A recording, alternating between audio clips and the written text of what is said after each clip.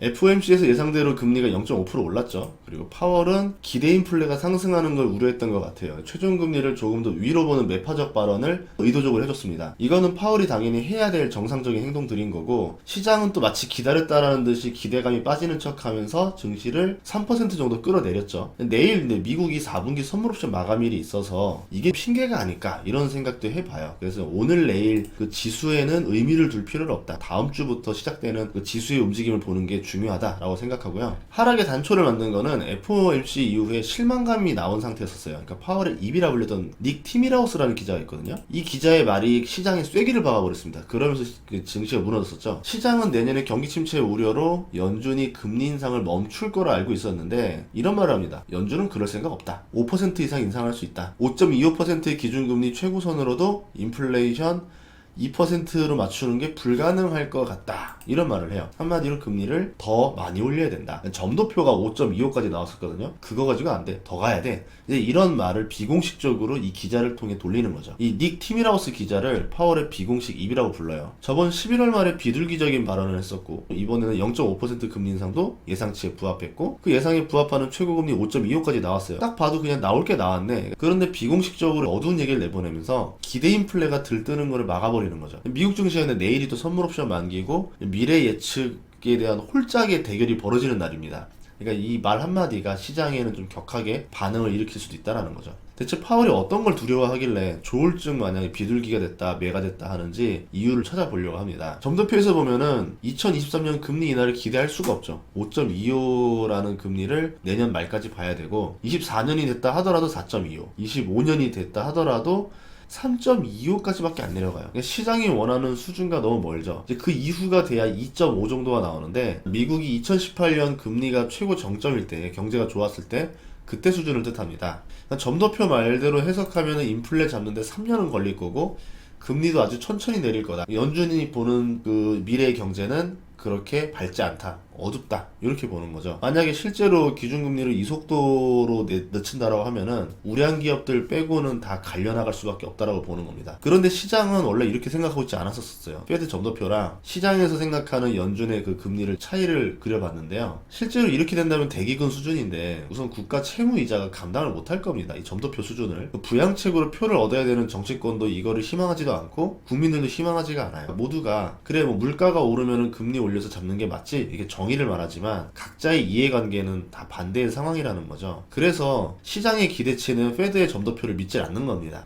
핑계를 대고 금리 인하를 할 가능성이 높다라고 보는 거예요. 대표적으로 예상했던 게 한 3월쯤 해서 경기 침체 우려를 표하면서 금리 인하 압박을 하는 시나리오를 생각했었고, 근데 파월 의장이 이거를 콕 집어서 그럴 일 없다라고 발언을 했었죠. 시장은 지금 최고 금리를 이제 5월에 4.75 또는 5.0으로 보고 있고요. 가을부터는 금리 인하를 해서 내년 말에 4.5, 24년 말에는 3%로 내려온다고 보고 있죠. 시장의 기대치가 페드의 점도표보다 1년 더 선행을 하고 있습니다. 1년의 시간차가 존재하는 거예요. 시장은 낙관적인 생각을 하고 있는데 점도표와 파월은 괴리가 매우 심한 발언을 하다 보니까 시장의 기대치가 1년 뒤로 밀려나가게 되니까 하락에 좋은 재료가 됐다라는 거죠. 시장의 이런 낙관적인 기대로 채권금리도 미리 선반영을 했었습니다. 기준금리보다 훨씬 낮아요. 미국 기준금리가 4.5인데 미국채 10년물 금리가 3.4예요. 뒤집어져 버렸죠. 그러니까 오늘 증시가 급락을 하는데도 미국채 금리는 오히려 하락하고 있고요. 이거는 오늘 하락에 대한 해석인 거고, 중요한 거는 파월의 이 조울증 같은 태도가 대체 왜 이러는 거냐가 더 중요할 거거든요. 그러니까 파월의 발언을 한번 이해해 보려고 생각하는 게 중요할 것 같아요. 내가 파월이다 생각을 해봅시다. 뭘 두려워할까? 뭘 원하나도 중요하겠지만 뭘 두려워하느냐가 그 사람의 진짜 행동을 만들어주거든요.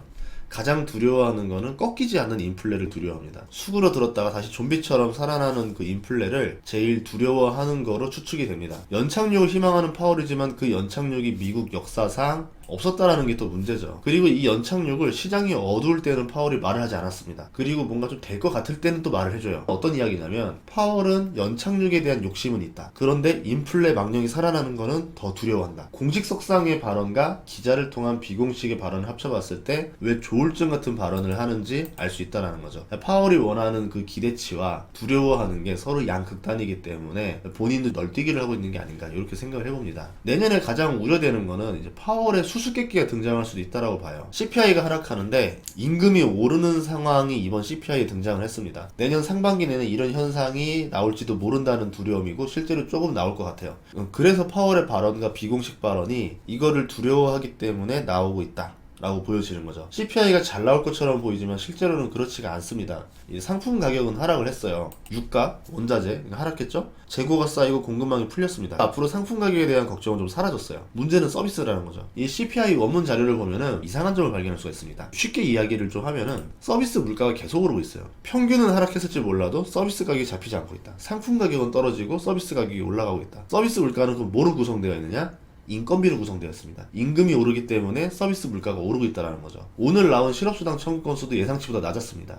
미국인 1인당 일자리가 1.7개가 있어요. 내가 원하는 일자리를 마음껏 갈 수 있다는 거고, 회사들 입장에서는 사람 모시기에 혈안이 되어 있다는 거죠. 일자리 수보다 사람이 적으니까 사람을 모아오기 위해서 더 높은 임금을 지불을 해야 된다. 코로나 때 많은 조기 은퇴자가 있었고 이민자들이 떠나서 돌아오지 않고 있습니다. 지금 이 빈 공간이 메워지지 않아서 인력 부족을 겪고 있다라 보는 거거든요. 상품 가격은 빠르게 효과가 나오지만 임금 상승은 뒤에 효과가 나와요. 지표들과 데이터들 간의 시간차라는 게 있어요. 속도. 이걸 계산하셔야 되거든요. 상품 가격은 빠르게 효과가 나온다. 임금 상승은 뒤에 효과가 나온다. 임금 상승이 서비스 물가를 압박한다. 그럼 상품 가격은 더 하락하기 어려운 구간이 오면은 CPI가 생각보다 떨어지지가 않을 거다. 지금 두려워하는 게 내년에 그겁니다. 지금 11월, 12월 CPI가 빠르게 떨어져서 좋았는데 내년에는 CPI가 예상보다 빠르게 떨어지지 않을 수도 있다라는 두려움이 있다라는 게 이런 이유였던 거예요. 그럼 CPI가 생각보다 빠르게 하락하지 않는데 임금이 오르는 상황이 벌어질 수도 있다. 그럼 파월은 그러면 CPI가 떨어졌다라고 금리 인하니 뭐니 떠드는 상황이 짜증이 나는 거죠. 너희도 지금 뭔 소리 하는 거야? 내년에 지금 상태 안 좋을 것 같은데? 라고 하면서 얘네들 좀 시장의 기대치를 한번 죽여줘야겠다 라고 하면서 기자를 통해서 비공식 발언들 던지고 이러는 것들이 아닌가 이렇게 생각을 해봅니다. 임금 상승과 서비스 물가가 한동안 CPI를 괴롭힐 거라고 보지만 저는 이것 때문에 연착륙도 가능하다라고 보기는 해요. 그러니까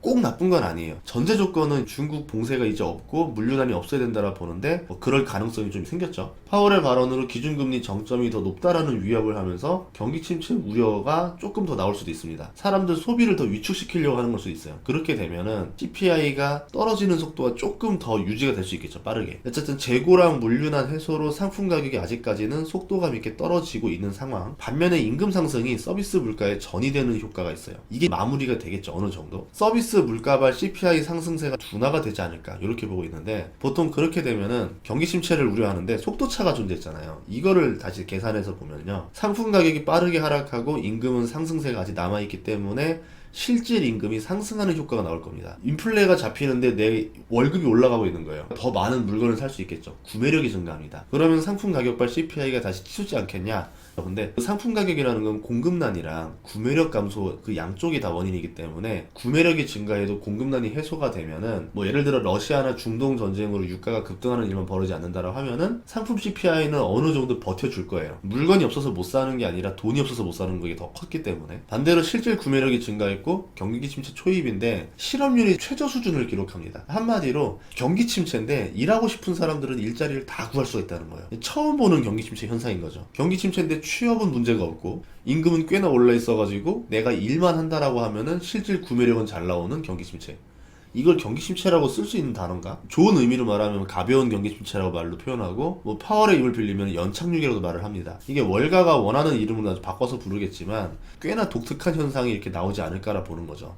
그래서 의외로 이 경기 침체라는 게 우리가 생각하는 그런 무서운 경기 침체가 아니고 가볍게 톡 지나갈 수도 있다. 이렇게 예상을 하는 사람들도 많이 있습니다. 문제는 다음 경제 성장기에는 더 많은 인력이 부족할 거라는 게 더 큰 문제예요. 대세 상승기 때는 이제 저물가 고성장이 나와야 되는데 인력 부족이 있으니까 저물가 고성장이 아니라 조금만 바로 성장하려고 그러면 고물가 고성장으로 바로 들어 올려버립니다. 그러면 대세 상승기가 기존보다 훨씬 짧아지고 높이도 훨씬 낮아지는 거죠. 꽤나 미적지근한 장세가 몇 년간 지속될 수도 있다. 금리 인하도 속도가 느려가지고 채권도 우리가 예상하는 것보다 큰 수익이 안 나올 수도 있다. 다만 변수가 하나 있을 수 있는데 연준과 달리 정치권은 이거를 기다릴 수 없다라는 거죠. 일자리 부양책을 만들어서 공급할 가능성이 높습니다. 민심을 달래야 되기 때문에. 이게 인플레가 빠르게 잡히지 않는 구조를 만들면서 증시가 오르는 대세 상승기가 한 타이밍 더 늦춰질 수도 있습니다. 이런 애매한 장세에서는 아무거나 사서 돈 벌기 어렵죠. 유동성에 의존하는 투자는 하지 말고 그 와중에도 돈이 몰리는 업종이 있어요. 사막에 오아시스가 말라도 오아시스가 다 사라지는 건 아니에요. 살아남는 오아시스도 있어요. 여기로 동물들이 더 많이 모입니다. 버핏의 포지션 같은 거를 보면은 애플을 제외하고 봤을 때 이런 장을 예상하고 준비하는 것처럼 보고 있어요. 애플이 지수 비중에서 차지하는 게 워낙 크기 때문에 애플이 무너지는 건 그냥 미국 경제가 무너지는 거라 봐야 되겠죠. 그거는 번외로 치고 어떻게 보면은 지금의 상황들을 어느 정도 대비할 수 있는 포지션들을 많이 가지고 있더라고요. 썰물 때가 돼야 이제 진짜 고수랑 가짜 고수가 구분이 많이 되는데 저는 이번에 버핏의 진가를 한 번 더 알리는 계기가 올 수도 있다라고 보고 있습니다. 내년에 여러분들 투자하실 때 참고가 될 수 있을 것 같아서 이번에 파월과 FOMC 내용들을 정리해서 말씀드렸습니다. 다음 시간에도 좋은 정보로 찾아뵙겠습니다. 구독과 좋아요, 알림 설정 부탁드릴게요. 고맙습니다.